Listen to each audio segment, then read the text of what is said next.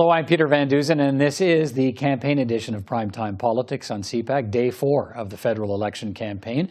And the focus turns to the economy as the inflation rate spikes to its highest level in a decade.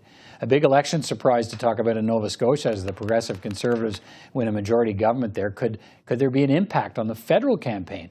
Well, federal candidates will be here to talk about that and key developments in the campaign today. Pollster David Coletto, he'll be here as well with some new numbers about the mounting concerns over COVID and the effect it's having in the campaign. And Canada's response to the crisis in Afghanistan. This Afghan Canadian accusing the government of really not following through on promises to a desperate country and the people there. But first, day 4 on the campaign trail. NDP leader Jagmeet Singh was in Burnaby, British Columbia today, campaigning in a province where the NDP needs to hold on to or grow its 11 seats. Singh focused on the lack of affordable housing, promising an NDP government would build 500,000 affordable homes over the next decade and would slap a 20% tax on foreign home buyers. We would invest significantly and seriously in building homes that are within people's budgets, building affordable homes, whether they're not-for-profit or cooperative, or building homes within the rental market that are affordable, or homes that people can buy. We have done this in the past as a nation. We can do it again. Numbers released today show Canada's inflation rate in July took a big jump to 3.7%, the highest year-over-year increase in a decade. To be clear, some of the gap is because of how low inflation was at the beginning of the pandemic a year ago. But still, the cost of new housing up almost 14%, furniture prices up over 13%, new vehicle costs up more than 5%, meat and dairy products also up more than 3%. Singh responded to the jump in the cost of living. Well, if we're not investing in people in a crisis, the only outcome will be that those at the very top get richer and everyone else struggles. Conservative leader Erin O'Toole campaigned in Quebec City, where the party holds 5 seats in the Quebec City region and has targeted at least 2 more. O'Toole highlighted the party's election promise to introduce tougher ethics laws if the Conservatives form government. Erin O'Toole also zeroed in on the jump in inflation in July and pointed the finger of blame squarely at his opponents. Mr. Trudeau's spending, Mr. Trudeau's economic approach is leading to inflation. People are not being able to afford groceries, gas. We're already in a housing crisis for seniors on fixed income, for families at the margins. Inflation is pricing them out of their way of life. Small business owners have been telling me for months they're seeing costs go up while they're already holding on by a thread. Canada's recovery plan addresses that. O'Toole is also celebrating the election results in Nova Scotia. Progressive Conservative leader Tim Houston won a majority government on Tuesday night after promising massive spending to rebuild health care in the province. I love the results on the ground in Nova Scotia. It's a sign of a couple of things. Canadians are demanding leadership and a plan for the future. And governments, incumbents, can't just have elections at their own convenience for their own self-interest. That's exactly what Mr. Trudeau is doing right now. Liberal leader Justin Trudeau campaigned in Vancouver today, in a province ravaged again by wildfires and scorching temperatures. Trudeau announced a re-elected Liberal government will provide $500 million to the provinces to hire 1,000 community firefighters and purchase more firefighting equipment. Asked about today's major jump in inflation, Trudeau pointed to the difference in economic priorities between Liberals and Conservatives. When I think about the biggest, most important economic policy this government, if re-elected, would move forward, you'll forgive me if I don't think about monetary policy. You'll understand that I think about families. When we first got elected in 2015, the very first thing we did was raise taxes on the wealthiest 1% so we could lower them for the middle class. And similarly, a re-elected Liberal government will continue to invest in supports for families. Trudeau was also asked about the provincial Liberal defeat in Nova Scotia and what effect that could have on the national campaign. I think what we saw is that election campaigns are an important moment for citizens to choose what direction they want their country, their communities to take. That's why here at in this federal election, the choices are so incredibly important for Canadians.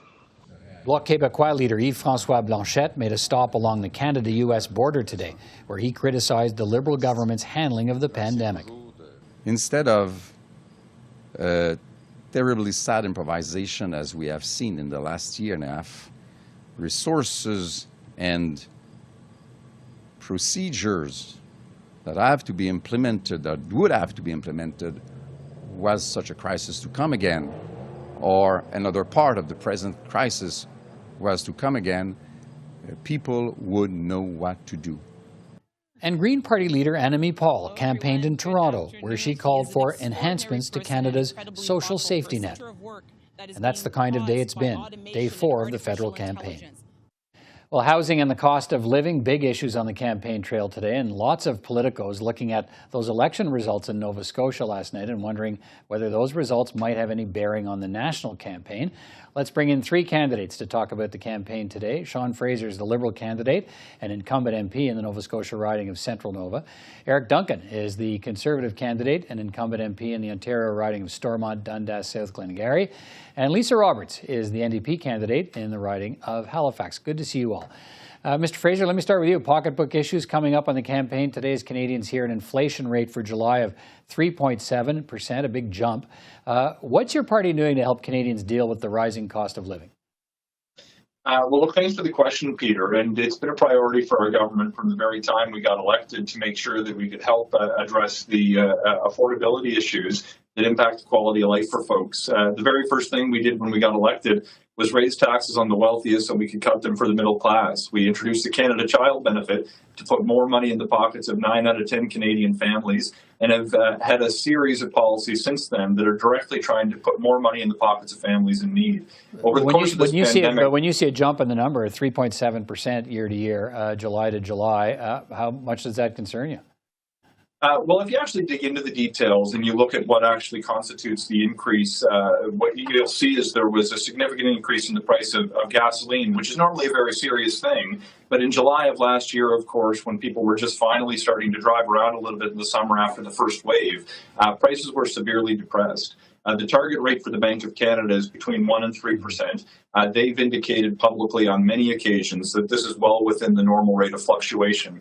I'm not particularly concerned about across-the-board inflation running amok. I am particularly concerned about the ability of citizens who have gone through a once-in-a-century pandemic and associated economic crisis and getting the support they need to keep food on the table and a roof over their heads. Right, and that's what's characterized our pandemic response to date. Mr. Duncan, a lot of the experts look at the jump in inflation and note that it's not a Canada-only thing. Economies are reopening. That's putting pressure on demand, and so prices are rising.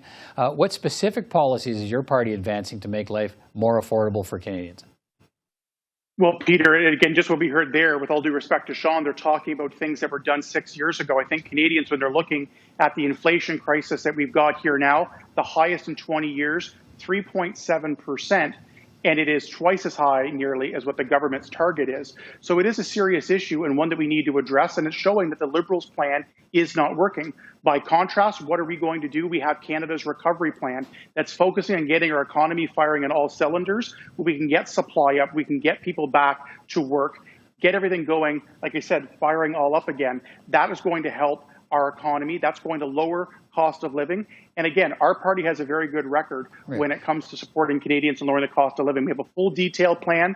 It's been announced on day 2 of the campaign. It's got a lot of measures to lower the cost of living is this, for folks right, and but get us under control. But very quickly, is this rate worrisome to you, or do you believe it's part of economies reopening during a pandemic and as hopefully the pandemic eases? So how worrisome is this number?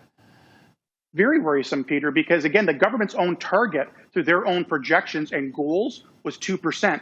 They're now at 3.7%, nearly double of what they said. So even by the government's own measures of what good inflation would be, they're nearly twice that. It's a disaster, and it shows their plan is not working. Not talking about stuff from 6 years ago. We're in August 2021. It's not working. Okay, Lisa Roberts, your leader, focused on housing today with a promise to build more affordable housing and slap a 20% tax on foreign home buyers. Housing costs are a big main driver of the current increase in inflation. So how do you believe the Liberals have failed on this file, because that's where the NDP was focused today?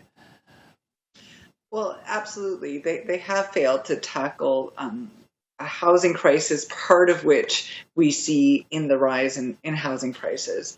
And I think, bringing in a significant tax on foreign owner purchases is important, because we know that any purchase by a foreign owner can distort the whole market as that comp then becomes calculated in.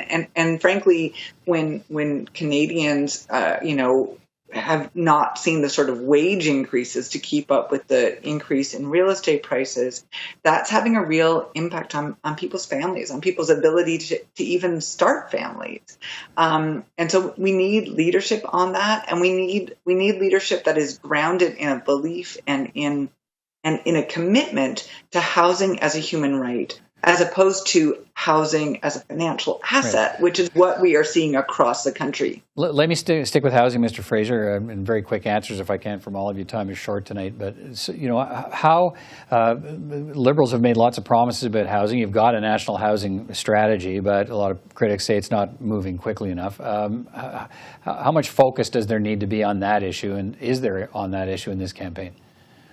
Oh, there has to be an enormous focus on this, but let's not pretend that we're new to this game. It was years ago that we introduced that national housing strategy. But what's more important to me, in the communities that I represent, we actually have new buildings that are up and families who have a roof over their head. We have to tackle both the affordable housing crisis to make sure low-income families have a place to call home that they can afford, but we also have to address housing affordability. That's why we're moving forward with things like a tax to avoid speculation, to drive down demand and keep prices lower by making sure that non-resident, non-Canadian investors are not snapping up condominiums, which are driving up demand and pushing the prices higher and higher. There's not a silver bullet when it comes to housing policy. We need to build more stock, we need to watch demand closely, and we need to increase supply.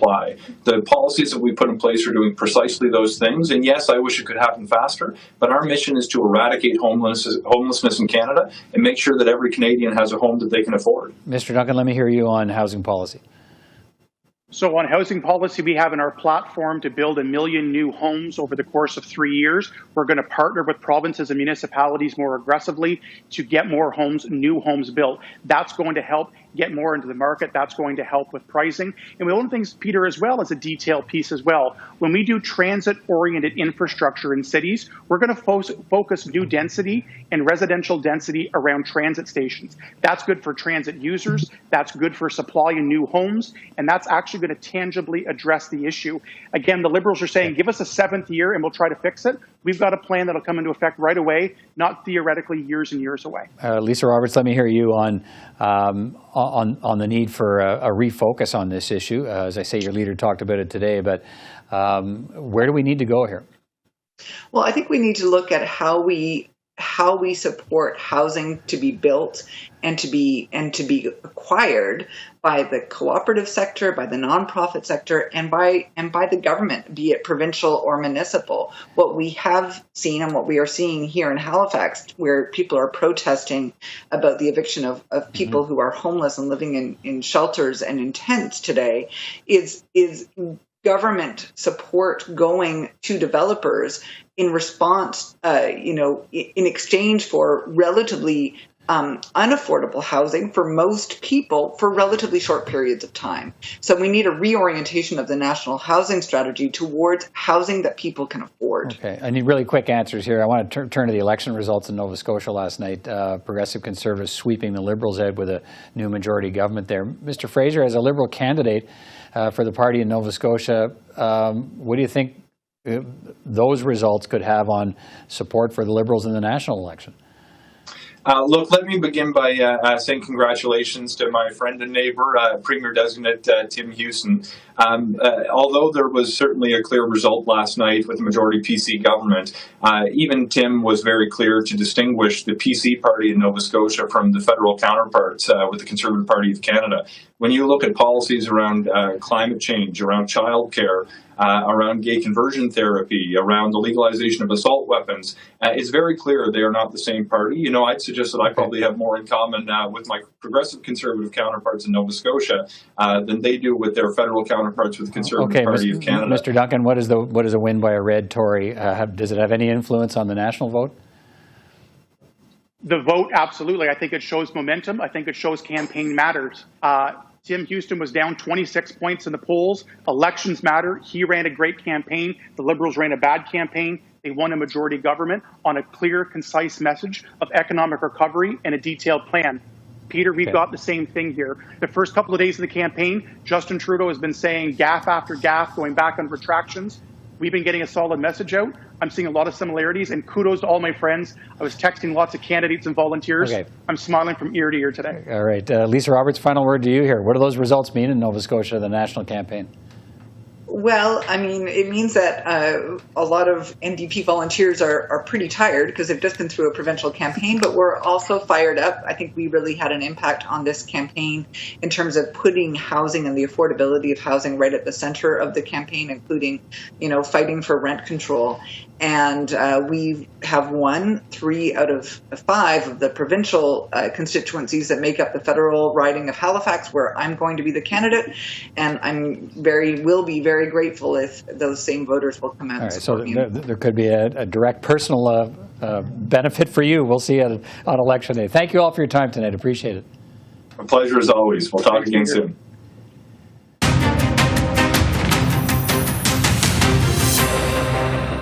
Canadians know that the way to get through this pandemic is for everyone to get vaccinated. So unless people have a medical exception, they will not be able to board a plane or a train in Canada if they are unvaccinated. That is about protecting our young people. It's about protecting Canadians. We are absolutely unequivocal on that because this is how we get through this pandemic. So as we watch the debate over mandatory vaccinations continue on the campaign trail and as COVID-19 cases continue to climb, voter anxiety is rising too, and that's showing up in the latest election polling. Let's bring in David Coletto, the CEO of Abacus Data. David, good to see you again. First of all, tell me about this latest survey of public opinion. What do we need to know about the nuts and bolts of this survey? So good to see you, Peter. We interviewed 1,500 Canadians online from August 12th to the 16th. So this survey was partially done after the election call, partially done before, but I think it starts to give us some insight into how public opinion's reacting in these early days of the campaign. All right, so we see the mood shifting in voter intentions. What's happening?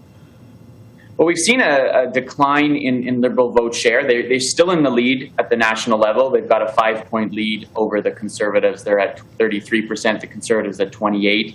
And the NDP's at 22, which is a slight 2-point increase, but a trend that we've been seeing now over a number of weeks, with the NDP hitting what in our tracking is a new high for the past year. But the Liberals still have a lead nationally, and the Greens, I'll just say, are at 5% nationally, with the Bloc at 7% as well. All right. How does that support break down by province? We'll go through these fairly quickly. Are there any key changes we should look for? Let's start in British Columbia.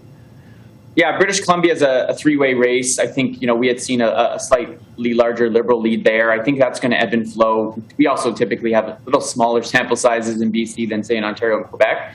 But we're looking at BC as one of the key battlegrounds where there'll be lots of three-way races.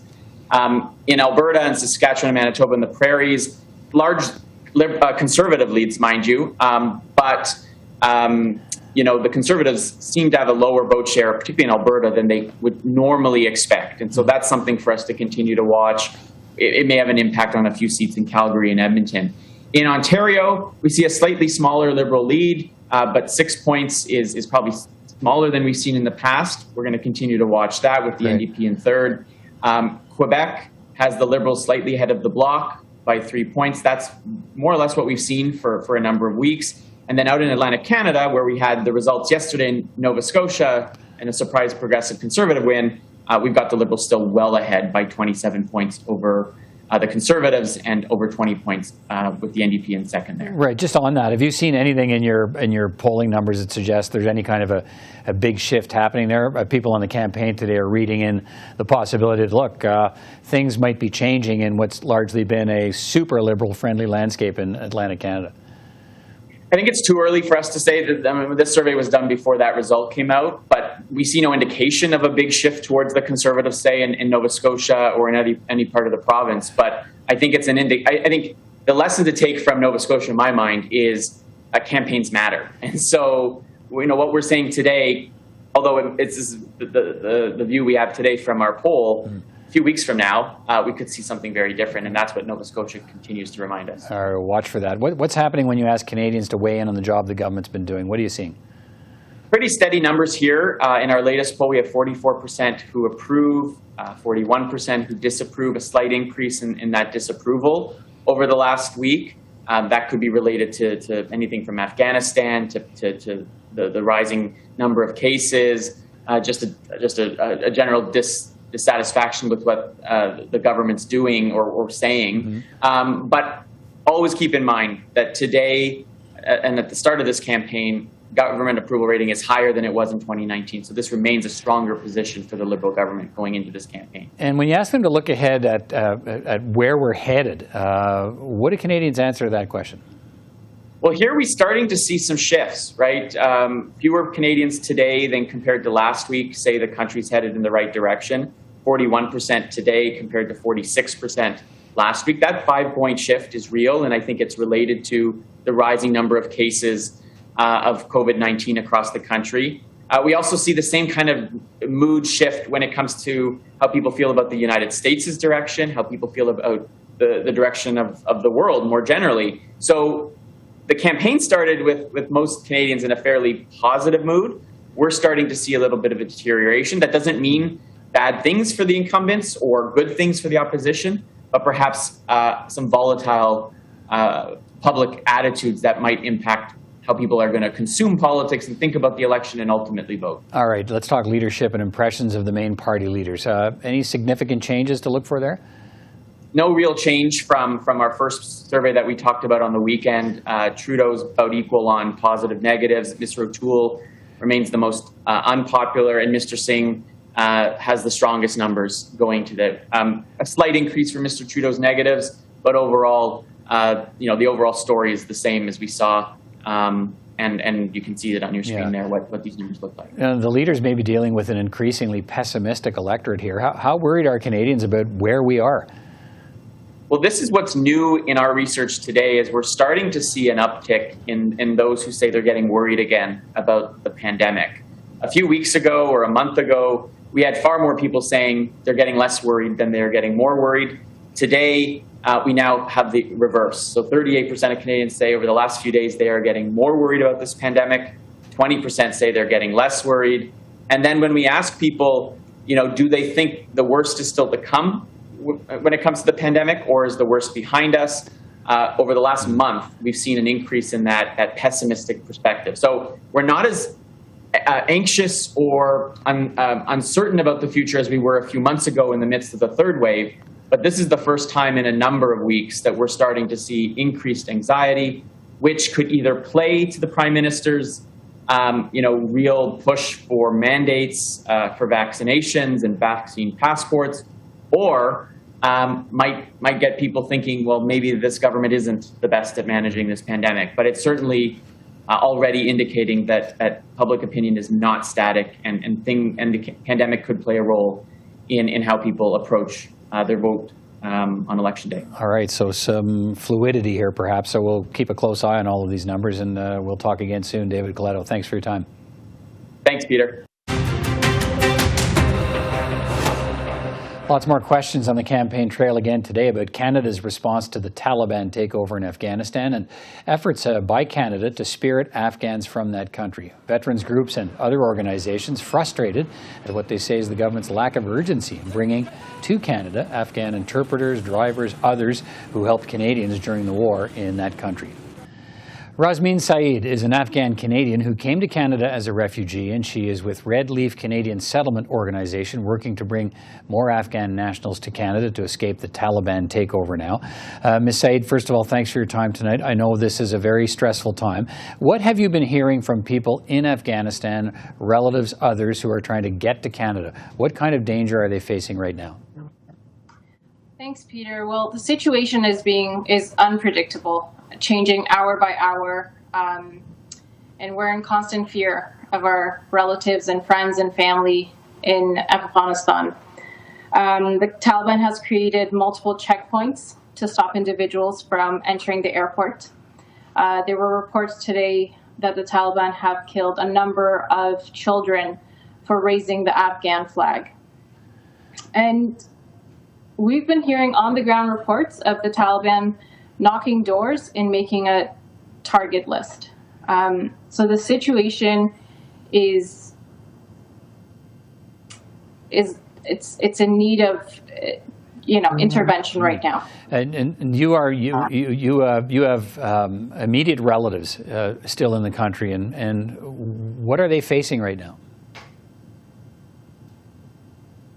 Yes, I do have immediate relatives. I have a number of family members, and this is basically why all of this started. Try to help them in any way that we could. Right now, they're scared for their lives. I have a number of cousins that are between 12 and 18, or that would be possibly kidnapped to become sex slaves. The Prime Minister said today, and you touched on it, that it's largely these Taliban checkpoints making it difficult to reach more of those Afghan interpreters, fixers, others that have helped Canadians in Afghanistan and have been promised that Canada will take them in. But we've heard lots of criticism of red tape, security demands of the Immigration Department. What have you experienced? What are you hearing about what's causing the difficulties in being able to spirit more of these Afghans to Canada?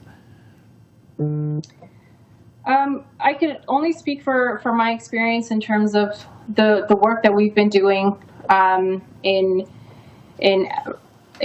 connecting individuals to resources. I think there's unclear criteria for the Afghan resettlement program that's been launched. We are desperately trying to find more information to help our families and to help Afghan Canadians that are in fear of their families in Afghanistan. Okay, tell me more about the resettlement program. I know you've had some. You've talked about how the sort of changing criteria and so on. What's been changing? Give me an example of why it's so difficult to make this work. I think initially when it was launched, we all saw this resettlement program. And I don't want to speak for anyone, but the individuals that I have been talking to and the organizations that we've been talking to, we saw this as hope. We saw this as a way to save our families. We saw this as a way that for family reunification. And however, I've been noticing that it's been changing. What used to state that Afghans that are currently in Afghanistan and in danger can leave the country, can apply for this program. Now it only includes Afghans that have already fled the country. Right, we've heard some of that. So you say it's been changed to, in effect. It in effect shuts out people who are now involved in the crisis in Afghanistan itself. They have to have left the country to take advantage of the resettlement program, correct? Yeah, and if I can just add, Peter, to that, embassies are closed. People are not giving out visas, and I know that programs take time and are. And I'm grateful for the fact that there is an opportunity to even discuss these programs and have an opportunity to influence possibly.